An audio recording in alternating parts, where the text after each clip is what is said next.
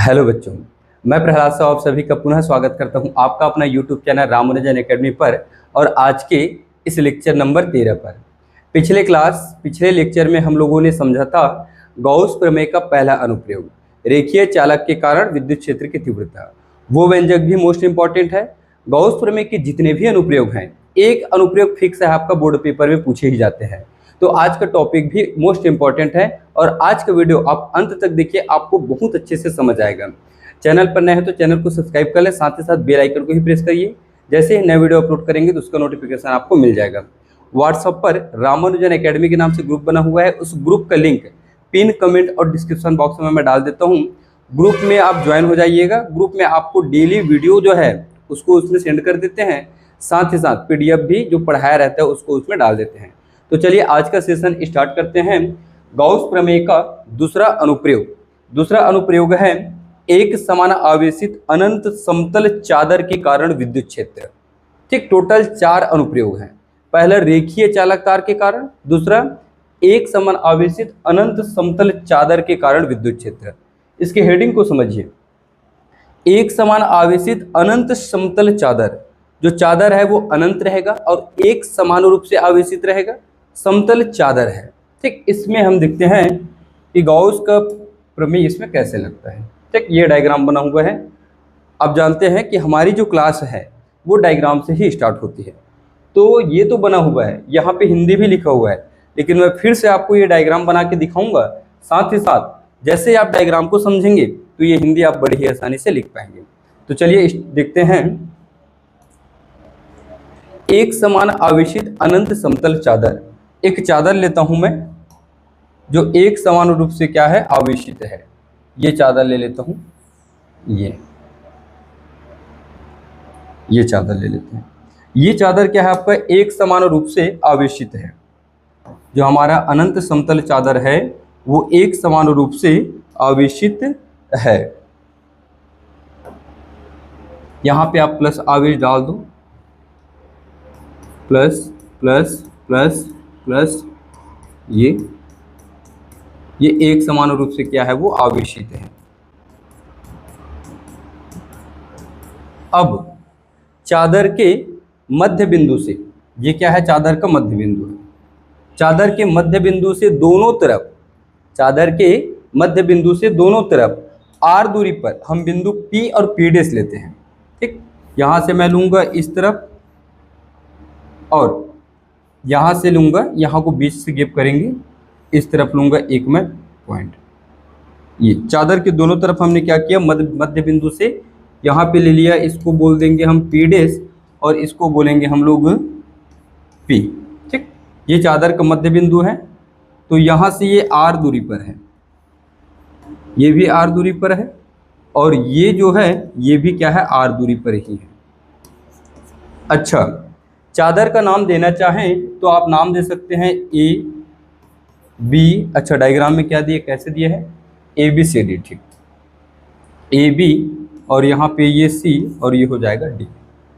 ठीक है, अब देखिए P और P' हमको विद्युत क्षेत्र कहाँ पे चाहिए, P पर चाहिए, और एक कहाँ पे चाहिए, P' पर। तो P और P' क्या है, खुले हैं। और हम जानते हैं गॉस का जो प्रमेय है वो एक बंद पृष्ठ पर लागू होता है। तो हम एक काम करते हैं, P और P' को अक्ष मानकर, P और P' को अक्ष मानकर एक बेलन की रचना करते हैं। जैसे ही बेलन की रचना करेंगे तो ये उस बेलन से क्या हो जाएगा, कवर हो जाएगा, उस बेलन से वो घिर जाएगा। जैसे देखें, मैं बेलन बनाता हूं यहाँ पे,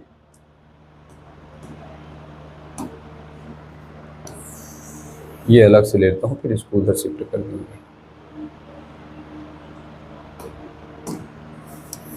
ये P और P' को हमने अक्ष मानकर क्या किया, एक बेलन बना दिया। इसको थोड़ा बड़ा कर लो, ये इस प्रकार से। ठीक है, ये समझने के लिए है। P और P' को अक्ष मानकर हमने क्या किया, एक बेलन बना लिया। तो ये एक बेलन बन गया। अब बेलन बना तो हम जानते हैं जो हमारी चादर है वो क्या है, एक समान रूप से धन आवेश से आवेशित है। और धन आवेश से विद्युत क्षेत्र रेखा कैसे निकलती है, बाहर की ओर जाती है। कैसे जाती है, बाहर की ओर। तो इसको आप ऐसे समझेंगे,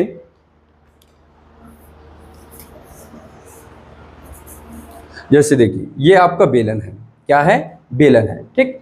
इस पृष्ठ को आप नाम दें उस डायग्राम के हिसाब से, कहाँ कहाँ पे नाम है, S1 S2 और S3, ठीक। इसको हम नाम देते हैं S1, इसको हम नाम देते हैं S2, और इसके वक्रीय पृष्ठ को, इसको मैं रेड कलर से शो कर रहा हूँ, इसे हम नाम दे देते हैं S3।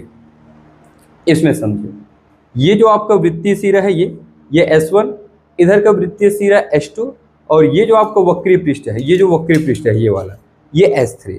अब विद्युत क्षेत्र रेखा कुछ इस प्रकार से जाएगा, ऐसे ध्यान से देखो, विद्युत क्षेत्र रेखा ऐसे जाएगा तो इसके वृत्तीय पृष्ठ से होके जाएगा, तो इस वृत्तीय पृष्ठ से विद्युत क्षेत्र रेखा जाएगा और यहाँ से भी निकलेगा, क्योंकि मध्य बिंदु यहाँ पे है, मध्य बिंदु यहाँ पे है, तो यहाँ से भी विद्युत क्षेत्र रेखा निकलेगा, यहाँ से भी विद्युत क्षेत्र निकलेगा, तो दोनों वृत्तीय पृष्ठ से विद्युत क्षेत्र रेखा निकलेंगे, अर्थात विद्युत फ्लक्स बनेगा।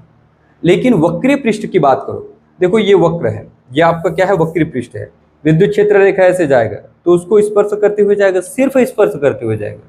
और हम जानते हैं जब विद्युत क्षेत्र रेखा किसी पृष्ठ को स्पर्श करते हुए जाता है तो विद्युत फ्लक्स का मान क्या होता है, शून्य होता है। क्या होता है, शून्य। इस पृष्ठ की दिशा कैसे होगी, इस पृष्ठ की दिशा हो जाएगी कुछ ऐसे। किसी भी पृष्ठ की दिशा क्या होती है, उस पृष्ठ के लंबवत ऐसे होती है, ये इस पृष्ठ की दिशा है ऐसे। वक्रीय पृष्ठ का बात करूँ ना मैं, ये वक्रीय पृष्ठ की क्या है, दिशा है। विद्युत क्षेत्र रेखा जाएगा ऐसे, इस प्रकार से जाएगा ऐसे, तो विद्युत क्षेत्र और पृष्ठ के क्षेत्र की दिशा, जो दिशा है उसके बीच में कितने अंश का कोण बनेगा, 90। और विद्युत फ्लक्स का सूत्र होता है E/ds cos थीटा। शून्य क्यों होता है उसको बता रहा हूँ।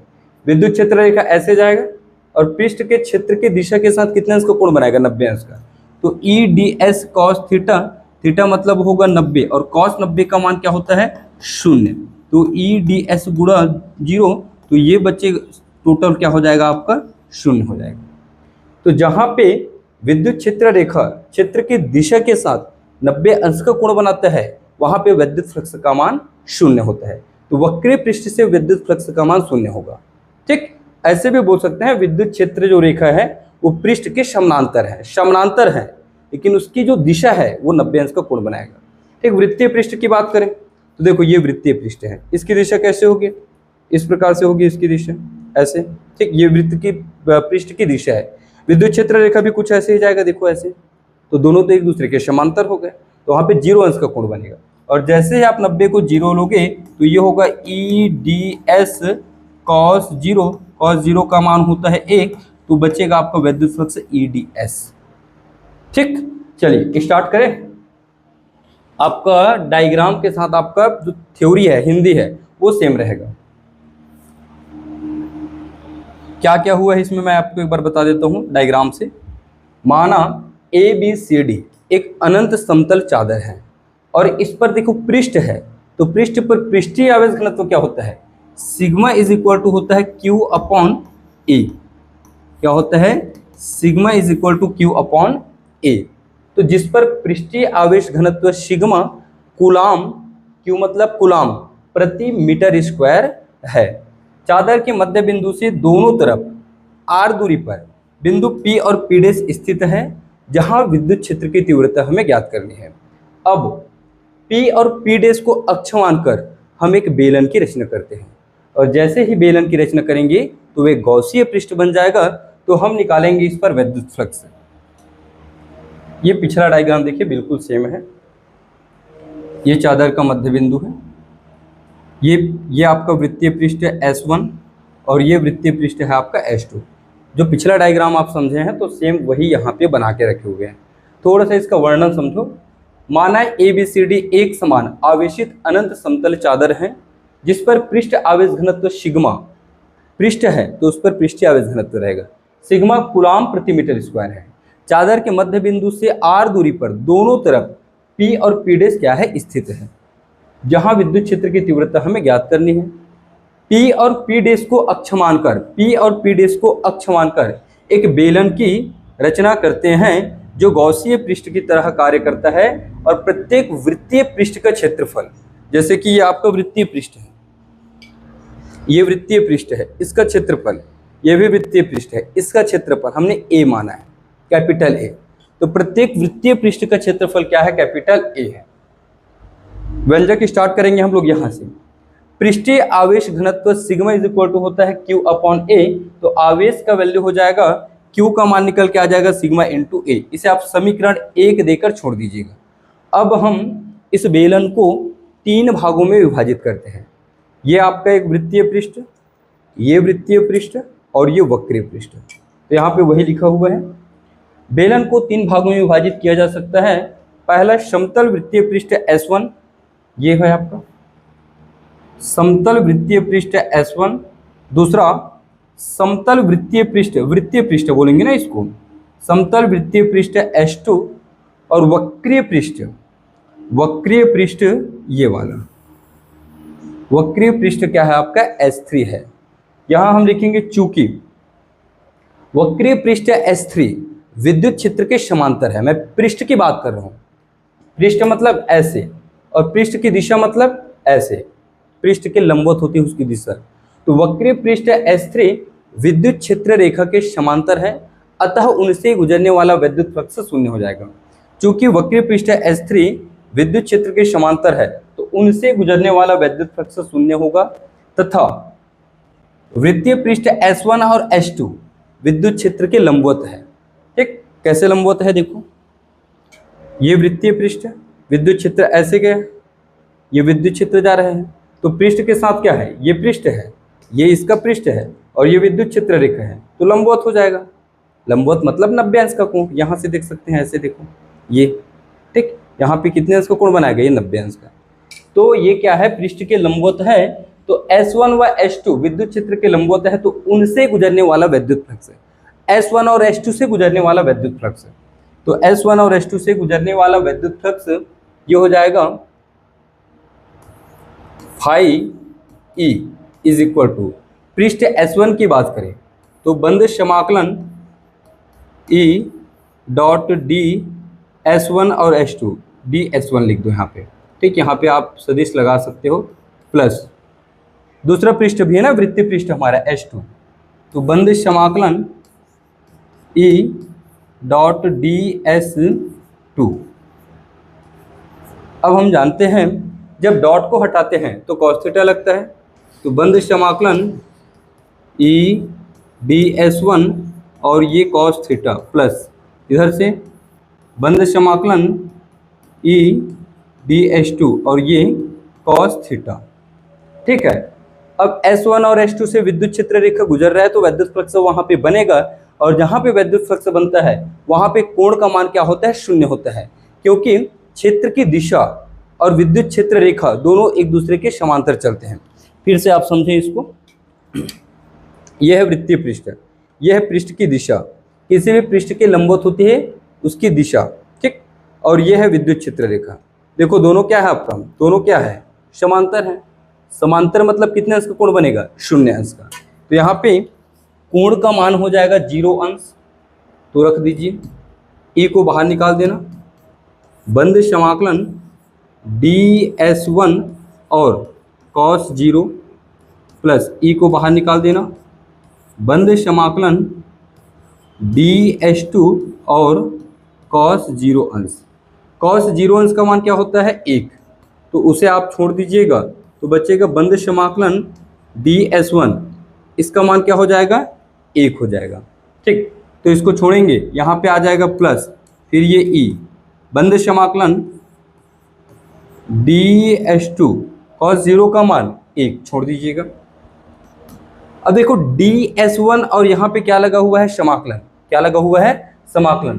तो जब समाकलन लगा है और ds1 मतलब इसकी बात कर रहा है वो, ये ds1, ये ds1 मतलब ये छोटा सा पृष्ठ, जैसे ही d लगा मतलब वो अल्पांश को दिखाता है, तो ये अल्पांश का पृष्ठ हो गया, लेकिन समाकलन का चिन्ह लग गया है, समाकलन, तो पूरे वृत्तीय पृष्ठ को दर्शाएगा, पूरे वृत्तीय पृष्ठ को।